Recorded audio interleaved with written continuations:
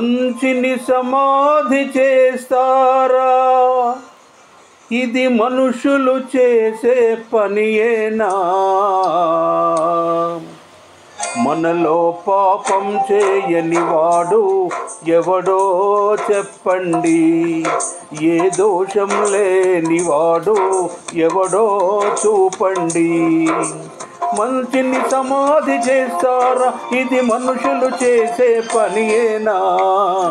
మనలో పాపం చేయని వాడు ఎవడో చెప్పండి, ఏ దోషం లేని వాడు ఎవడో చూపండి.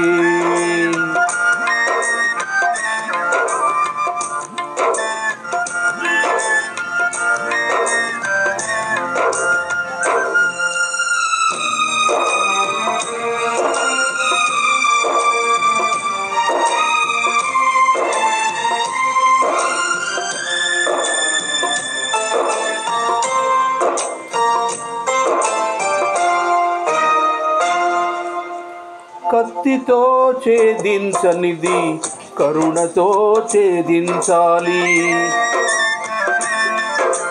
కక్షతో కానిది క్షమాభిక్షతో సాధించాలి. తెలిసి తెలియక కాలు జారితే, తెలిసి తెలియక కాలు జారితే చేయూతనిచ్చి నిలపాలి. మనలో కాలు జారని వారు ఎవరో చెప్పండి, లోపాలు లేని వారు ఎవరో చూపండి. మంచిని సమాధి చేస్తారా? ఇది మనుషులు చేసే పనియేనా? మనలో పాపం చేయని వాడు ఎవడో చెప్పండి, ఏ దోషం లేని వాడు ఎవడో చూపండి.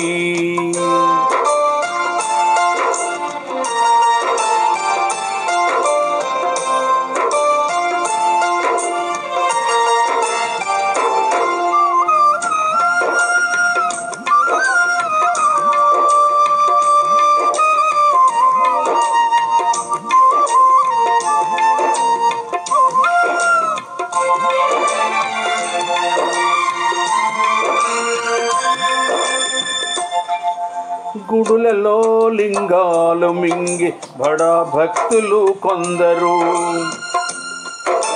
ముసుగులో మోసాలు చేసే మహావ్యక్తులు కొందరు, ఆకలి తీరక నేరం చేసే, ఆకలి తీరక నేరం చేసే అభాగ్య జీవులు కొందరు. మనలో నేరం చేయని వాడు ఎవడో చెప్పండి, ఏ దోషం లేని వాడు ఎవడో చూపండి. మంచిని సమాధి చేస్తారా? ఇది మనుషులు చేసే పనియేనా? మనలో పాపం చేయని వాడు ఎవడో చెప్పండి, ఏ దోషం లేని వాడు ఎవడో చూపండి.